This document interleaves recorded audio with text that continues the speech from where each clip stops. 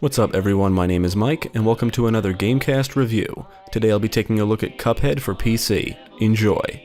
Good day for us. Well done. I grew up in the 90s and enjoyed the excellent Nickelodeon cartoons that were on at the time, but I was also exposed to reruns of cartoon classics like Looney Tunes, Tom and Jerry, Pink Panther, and many more. I love cartoons, I still watch cartoons when I can, and I have the utmost respect for animators. Jeremy and I met at school and we had to take an animation class, and let me tell you, it's fucking work. Granted, we were working on digital animations, but I can only imagine how much more work it is to create hand-drawn animations. Developed and published by StudioMDHR Entertainment, Cuphead is a run-and-gun style shooter released for PC and Xbox One in September 2017. What makes Cuphead unique though is its hand-drawn animation in a style that pays homage to classic 1930s cartoons. I mean, just looking at it, you can tell a lot of work and care was put into the visuals. Jeremy and I were interested in this game from the first moment we saw clips of it way back when, and knew it would be a day one purchase. After it released, we teamed up for some cooperative action in hopes the game would be more than just an artistic throwback. So let's take a look at Cuphead and see if the art style is the only thing going for it, or if it's actually a good game. And begin. Cuphead is a side-scrolling run-and-gun shooter in the vein of Contra, Gunstar Heroes, Alien Soldier, and other similar titles. You can run, jump, crouch, shoot, lock yourself in position and aim in any direction, dash to quickly evade on ground or in the air, and parry anything that's pink. If the other player dies, you can parry their ghost to bring them back to life, but you have to be quick before the ghost floats off screen. You play as Cuphead, or Cuphead and Mugman if playing cooperatively, and run, jump, and shoot your way through 4 worlds, each with multiple levels. I would say Cuphead is really more of a boss rush, but there are several run-and-gun stages. The run-and-gun stages have you running and evading enemies and projectiles, collecting coins, and just trying to make it to the end. These stages can be very difficult and contain a lot of trial and error gameplay. You get hit, you lose a hit point, you lose all of your hit points, and you die. You die, you have to restart the level. However, the difficulty is fair. If you die, it's usually because you messed up. Memorizing the level layouts and memorizing enemy movement and attack patterns is the key to making it through these levels unscathed. The coins are what's most important in these levels because you can spend them at the shop in the hub world, otherwise known as Pork Rind's Emporium. You can purchase new attacks or charms which grant you special abilities like more hit points at the risk of reduced damage, automatic parrying, and one even lets you turn invisible when dashing. But coins can also be acquired in the hub world either by finding them hidden in various spots or by talking to NPCs scattered around. You'll also find mausoleums where you need to protect a magic vase from an onslaught of ghosts. If you manage to do so successfully, you'll be rewarded with new super attacks. I guess you can say there's 4 hub worlds, one for each actual world. When traversing the hub world, everything is viewed from the isometric perspective and you're free to roam anywhere you wish.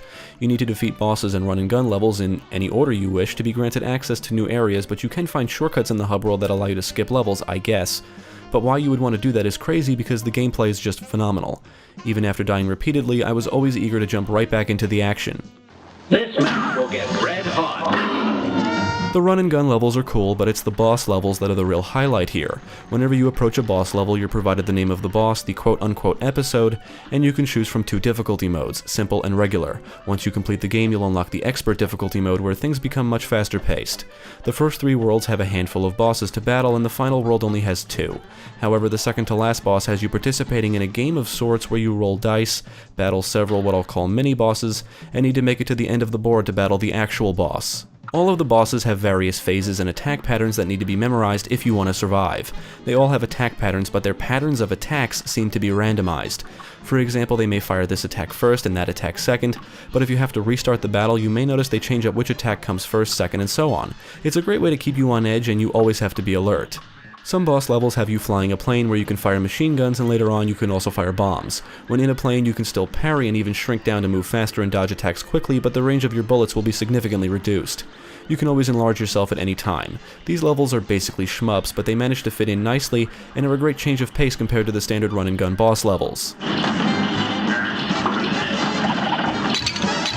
You can switch between 2 attacks at any time during gameplay, and you can decide which 2 attacks to equip in between levels. You start with the Mega Blast weapon, which is a basic rapid-firing attack. You can eventually buy and equip a spread shot weapon, the Chaser, which is a homing attack, a charge shot, the Roundabout, which is like rapid-firing boomerangs, and there's even a Lobber, which does a good amount of damage with a slow rate of fire. All of the weapons have their ups and downs, and you'll probably have your favorites, but sticking with only 1 or 2 weapons is not ideal. Most of the weapons are best used in certain situations, and you'll quickly realize that after dying repeatedly repeatedly because you may not be equipped properly. A weapon like the Chaser will always land attacks, but doesn't do a lot of damage, so it's like a risk versus reward system. I don't want to say the charge shot is overpowered, but once I acquired it, I would always have it equipped. It's a great weapon for any boss battle since it can do a ton of damage. As you shoot bosses and enemies, you'll build up a super meter represented by playing cards at the bottom of the HUD. As long as you have a card, you can fire a special attack that does extra damage, and the attack itself varies depending on the weapon you currently have equipped. If the meter is full, you can unleash a devastating super attack, which can be acquired by completing the mausoleums and equipped in between levels. Trying different combinations of weapons, charms, and super attacks is all part of the fun, and you'll eventually find a set that works best for you for most situations, but you will need to mix things up every now and then if you want to succeed. Here goes. Many boss levels are scrolling, and you always need to be moving in general, whether it's to not fall off platforms or just to dodge attacks. The areas can alter or transform during different boss phases, so you'll always need to be adapting to changes on the fly. Sometimes you may be moving in a specific direction, sometimes you'll move to a different area with new hazards to be aware of, and there's usually a ton of shit going on, so you really need to pay attention. But adapting to change is all part of the game, even the battles themselves. Each boss phase is usually very different than the phase before with a whole new set of attacks, so you need to be prepared and even ready to die if it's your first time battling a specific boss. All of the bosses look silly, have silly names, and can kill you in a matter of seconds if you're not careful. You really need to master the controls to be successful. One wrong jump or not dashing or dodging in time can easily result in you taking damage, even dying. Before an attack, the boss has a tell, which is like a warning that they're about to attack, and after you realize what the tell is, dodging becomes much easier. Obviously, when you first battle the boss, you won't know any of this, so it becomes a trial and error process. Now, while the difficulty is fair for the most part, some deaths will feel unfair, usually due to the environment or the sheer amount of action on screen. During some boss battles, parts of the foreground can obstruct your view, which is really a no-no in a game like this. The gameplay is very fast-paced at times, and when things like attacks or anything that can harm you are not clearly visible, that's just not cool and usually lead to you taking damage. Furthermore, when playing in two-player, it can be very easy to lose track of your character. With giant bosses, busy backgrounds, bullets, and other projectiles flying in every direction, the screen can just become way too hectic, making it easy to take damage or die just because you can't focus. It doesn't help that Cuphead and Mugman look very similar, with the most obvious difference being their color. These issues are easily forgivable though, since the gameplay is so much fun, and just prove that Cuphead isn't a perfect game. Cuphead does offer a good amount of replay value thanks to its fun and fast gameplay, memorable art style, and its scoring system. At the end of each level, you're provided a letter ranking based on your performance. If you're one who loves going for high scores, then Cuphead should be right up your alley. You're scored based on time, how much damage you took, I think how many things you were able to parry successfully, and super meter, which I think means if you used a special attack or multiple. Basically, you want to beat the bosses as fast as possible without taking damage, parrying whatever you can, and using your special attacks to achieve the best possible scores. You can earn a pacifist ranking by completing the run and gun levels without firing a single shot, and that is a challenge. The story is set in a magical place known as Inkwell Isle. Living there are two brothers named Cuphead and Mugman. One day they wander far from home and end up entering the Devil's Casino. These two happy-go-lucky brothers end up on a winning streak, only for the casino's owner, the Devil himself, to take notice. The Devil makes the brothers an offer, win one more roll, and they can walk out of the casino with all of his loot. But if they lose, they must forfeit their souls. Obviously, the brothers roll the dice, or there would be no game.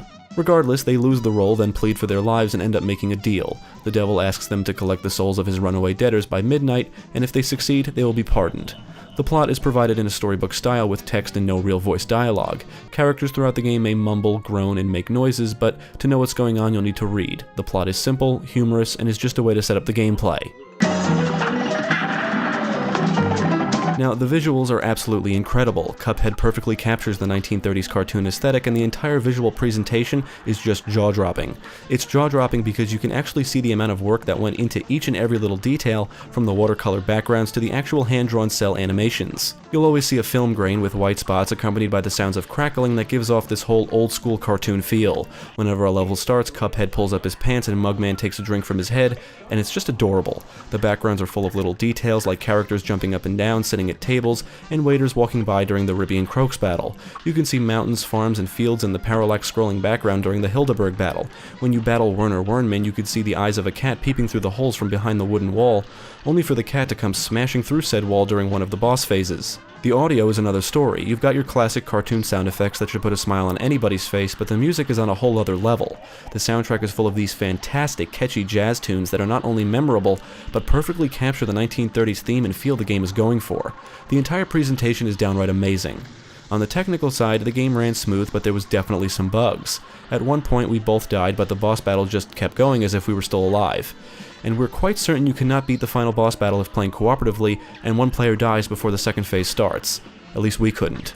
When the phase starts, you're supposed to jump down a hole, and if the other player dies, when you jump down the hole, the camera doesn't follow. We were forced to restart the entire battle. Hopefully the developers will iron these bugs out with patches. Cuphead is an incredibly fun experience. Many run-and-gun games are known for their difficulty and I enjoy them, but I also go into them expecting to lose.